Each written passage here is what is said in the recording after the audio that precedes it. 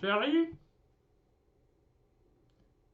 qu'est-ce que tu dirais si je devenais une star?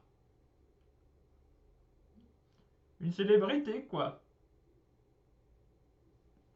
Oui, oui, oui. Oui, comme Michel Jackson, ce genre d'individu. Oui, mais tu comprends, moi je veux aller à la conquête du monde. J'ai cette aspiration en moi, écoute. Oui,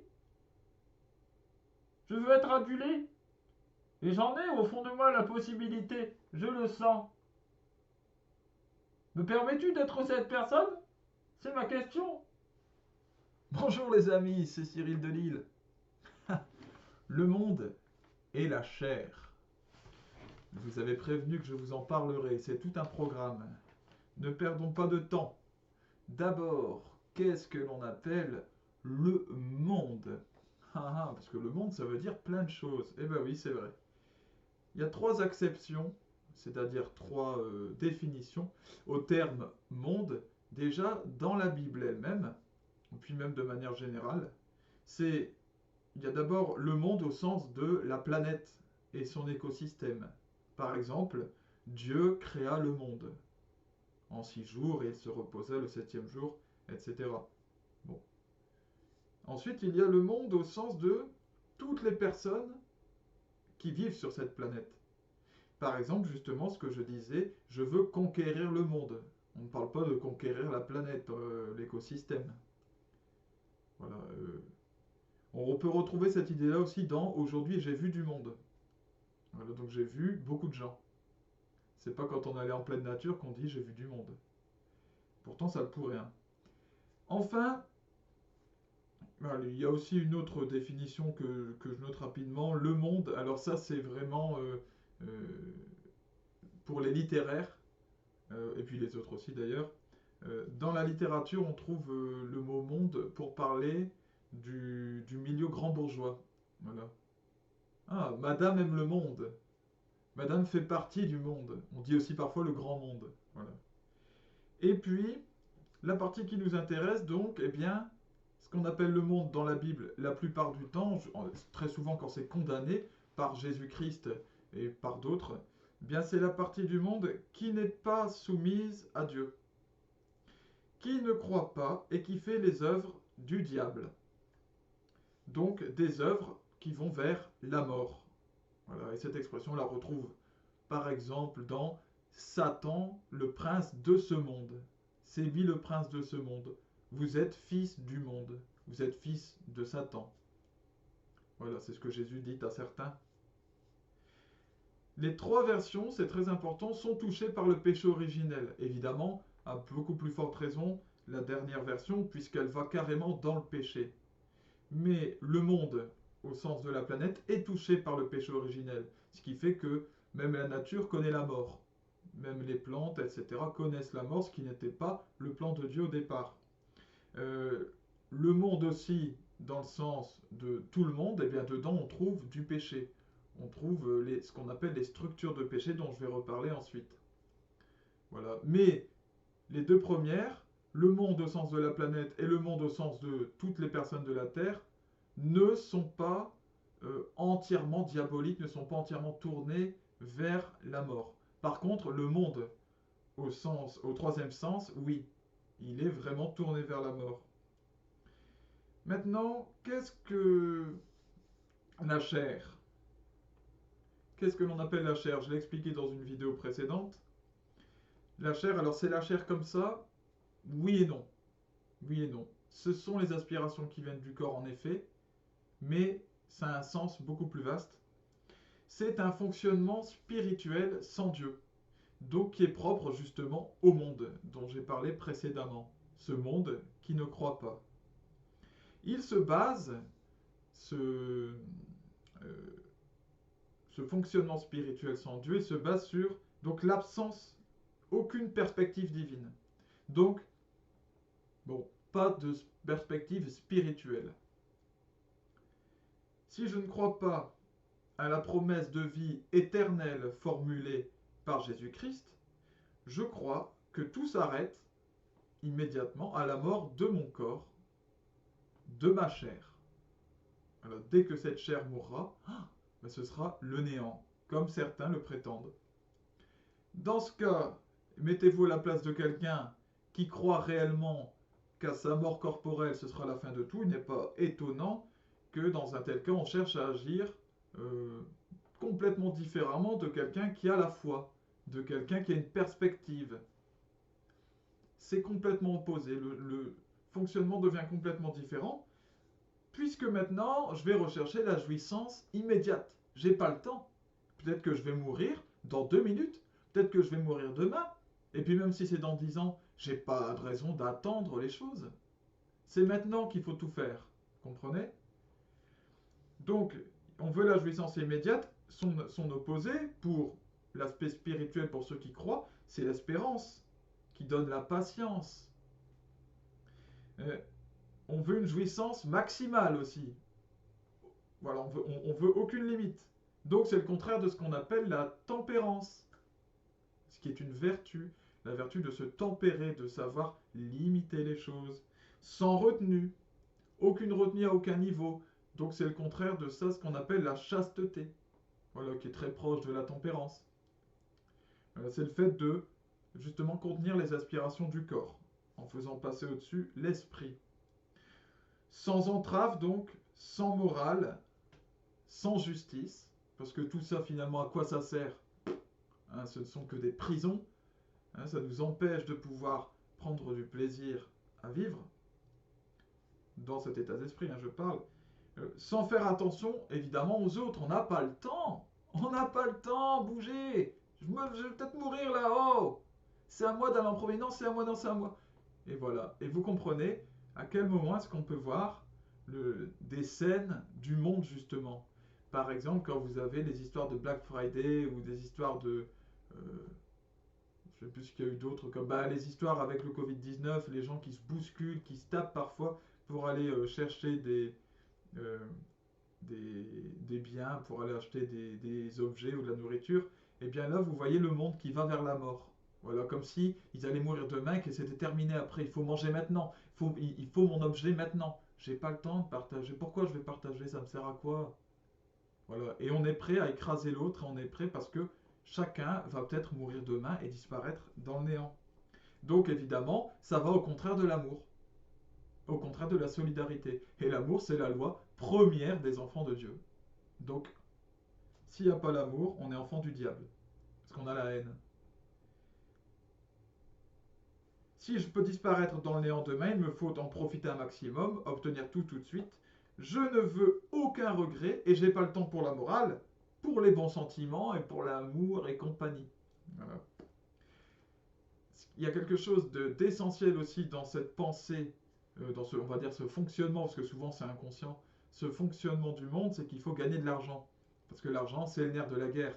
L'argent, c'est ce qui nous donne beaucoup de pouvoir, c'est ce qui va nous permettre d'amasser beaucoup et maintenant, d'amasser beaucoup de plaisir, d'amasser beaucoup de richesse, de pouvoir amasser éventuellement de la nourriture, de pouvoir entasser des choses. Comme ça, je peux continuer à jouir de la vie, à prendre du plaisir, voilà, sans avoir peur du lendemain. Donc l'argent, c'est vraiment, vous savez, c'est argent, sexe, drogue, rock'n'roll, on connaît ça. Mais ça, c'est le monde en plein. Voilà, c'est vraiment le monde qui va vers le diable et l'enfer.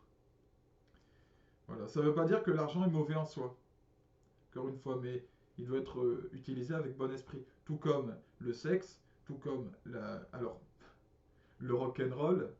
Par contre, la drogue, la drogue, j'allais dire, bah non, c'est différent. Notre corps a des aspirations telles qui sont opposées à celles de l'esprit parce que lui, le corps, même mon corps, le vôtre, va vers la mort. Et bien le corps en lui-même a une volonté propre, ce qu'on appelle, vous savez, les pulsions. Il y a des pulsions physiques parfois. Voilà pourquoi il nous faut faire primer l'esprit pour accéder au salut éternel. Et ça, c'est tout un combat. Et on peut chuter dans ce combat parfois et laisser la chair reparler à un moment, évidemment. Ça ne veut pas dire qu'on est enfant du diable. Ça veut dire qu'on a chuté et que c'est difficile. Mais voilà, on demande pardon aux personnes qu'on a éventuellement blessées, au Seigneur, et puis on continue. La chair fonctionne selon un axe bien particulier, c'est plaisir-peine. Voilà, j'en parlais dans ma vidéo précédente où je parlais de la chair. Ben justement, oui, c'est si ça fait plaisir, c'est bien.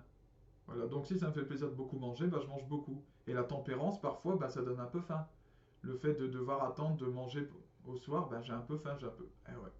Mais on a une meilleure santé comme ça, en fait, on est mieux, et puis on pense aux autres, parce que ce que je mange pas, ben, je permets à un autre de le manger, je peux même éventuellement le donner moi-même à quelqu'un d'autre.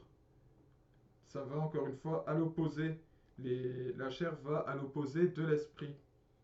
Donc elle fonctionne selon le plaisir, selon l'axe plaisir-peine, là où l'esprit fonctionne selon l'axe bien-mal, selon l'axe beau-laid, selon l'axe vrai-faux.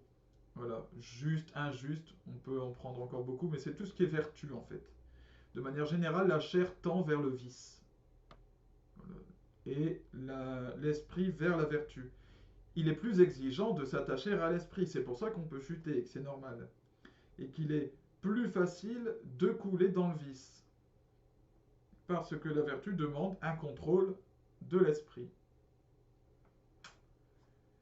Le vice et les aspirations de la chair ont des conséquences dans notre société. Je parlais de l'exemple du Black Friday et puis des scènes dues au Covid-19. Mais bon, ça se trouve à d'autres moments, hein, toutes les scènes de cohue qu'on peut trouver à différents moments. Mais dans le monde, la promotion de l'argent roi, l'argent qui est beaucoup mis en avant, malheureusement aussi par nos dirigeants, qui ressemblent plus à des banquiers qu'à des gérants de pays, qu'à un roi et puis à des ministres, hein, en l'occurrence. La publicité, le développement incroyable de la publicité avec des hommes et des femmes marchandisés qui servent à un produit, qui servent à présenter un produit. Donc c'est l'homme qui sert le produit, la mort, quelque chose de mort est mis en avant sur quelque chose de vivant. Les relations sans lendemain, développées, ultra développées, conseillées par certains, mises en avant. Ah bah attendez, je vais vous donner des moyens de contraception, des préservatifs, des pilules, etc. Voilà, donc là on va vers la jouissance immédiate, vers la mort et puis sans conséquence. Hein. On ne cherche pas à avoir d'enfants parce que ben, c'est gênant, moi je veux me faire plaisir à moi, quoi. L'individualisme, évidemment forcené, qui s'est énormément développé dans nos sociétés occidentales. PMA, GPE, alors la gestation pour autrui et la procréation médicalement assistée. Alors on utilise la science pour se faire plaisir maintenant, parce que je décide que moi, j'ai le droit, finalement, d'obtenir ces choses-là. Le mariage pour tous, c'est pareil. Moi aussi, j'ai le droit. Hein, j'ai le droit de me faire plaisir maintenant, même si mon union est inféconde, et puis qu'elle n'est pas... c'est pas le mariage qui existe depuis toujours, mais c'est pas grave. Les LGBT, la prostitution, les avortements. Alors là, je vous cite tout pêle-mêle. Hein. Voilà, il n'y a pas forcément de lien les uns avec les autres, mais tout ça, ce sont des éléments qui vont vers la même chose, la chute en enfer. Les avortements, alors, quelque chose, je vais finir là-dessus justement, j'en parlais au début, les structures de péché, quelque chose de très important que je veux vous citer, c'est qu'en fait, ce n'est pas parce que vous faites preuve d'individualisme, que vous avez utilisé la PMA ou la GPA, que vous êtes un homosexuel marié, que vous faites partie de LGBT ou je ne sais quoi, que vous êtes un fils du démon et que vous allez en enfer et que c'est terminé pour vous. Non. Il y a aussi les structures de péché. Il faut agir en toute liberté, en toute connaissance de cause, et pour la plupart des cas, on n'agit pas en toute connaissance de cause. On agit parce que la société, justement, ce monde, pousse ses citoyens, pousse ses membres, nous tous en fait, nous sommes tous soumis à ces choses-là, hein, par la publicité, par les discours de certains intellectuels, par la télévision, par plein de choses, eh bien pousse les gens à obéir. Donc on vous dit, par exemple, si une personne a avorté, c'est un péché en soi, c'est grave, mais sa responsabilité est beaucoup moindre si elle a cru que c'était bon, si elle a cru que ce que quelqu'un lui a dit, c'est-à-dire que c'était bon. Et c'est la même chose pour tout. Voilà, donc la responsabilité de chacun est amoindrie par l'influence qu'elle a pu recevoir pour établir un choix. Ce n'est pas pour ça que le choix, que ce qui a été fait n'est pas un péché. Et puis une fois qu'on en a conscience, il faut demander pardon au Créateur de la vie elle-même, Dieu Tout-Puissant, évidemment. C'est comme ça qu'on peut accéder, retrouver l'accès au salut, à la vie éternelle. Voilà. Nous sommes jugés avec miséricorde. Le Seigneur se met à notre place, mais à notre niveau pour nous juger. Encore faut-il accueillir cette miséricorde. Chers amis, il me reste à vous souhaiter de trouver Jésus-Christ sur votre chemin et de pouvoir échapper au monde, à vivre selon l'esprit, selon la vertu. Et pour ma part, eh bien, je vous dis à bientôt. Soyez bénis.